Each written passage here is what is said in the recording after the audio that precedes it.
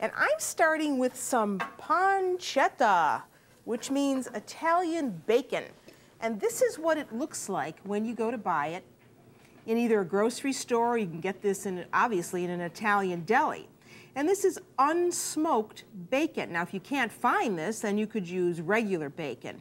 But this is what pancetta looks like. And you want to make sure when you buy it, you're buying meat that has a fair ratio of meat to fat. And this line of fat should be white looking, not yellow. If it's yellow, you don't want that.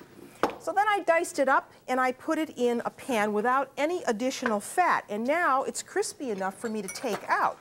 So with a slotted spoon, I take it out into a bowl that's lined with some paper towel just to get off the excess fat. And if you see that your pancetta is really fatty, you can wipe up the pan later after you take it out with a paper towel. So you want a little bit of fat left in the pan. And then after doing that, I want to add some onion to this. So here is an onion. I'm going to take off the root end, cut the onion in half, and then just cut this up. And we want a nice onion flavor to this, but we don't want it to be overpowering. So now we can put this in, just like that, and allow that to get soft. And while we're cooking it, I'm going to add about 4 tablespoons of balsamic vinegar. And I want these onions to cook in the vinegar, and I want the vinegar to pretty much evaporate. So you want to cook that until the onions have absorbed that vinegar flavor, and that's going to give kind of a nice sweet and sour taste to this. So then besides that, you need to have some radicchio. So when you get the radicchio home, you want to pull it apart, and you have to clean it because sometimes it's very, very dirty. So what you need is a salad spinner. And so take your lettuce leaves apart, and then I have some in my salad spinner here.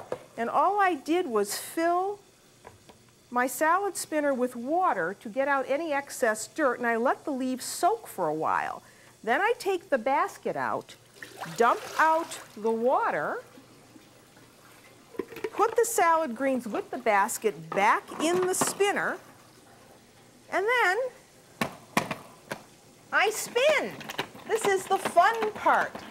And you spin and spin and spin and spin until you get all of that excess water out, because the worst thing you can do is put a dressing on really wet salad greens. So you want to make sure that you're spinning very well.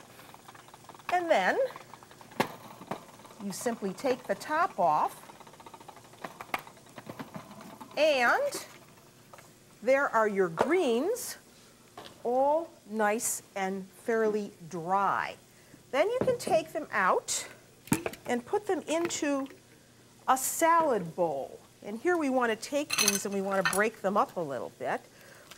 So there they are. Now let me see how we're doing on the onions. And the onions are looking very good. And as you can see in this pan, the vinegar has just about evaporated. So now I'm going to take the onions out now and cool them down slightly, because I don't want to put them hot right into my salad greens. I want those salad greens to stay fairly crispy.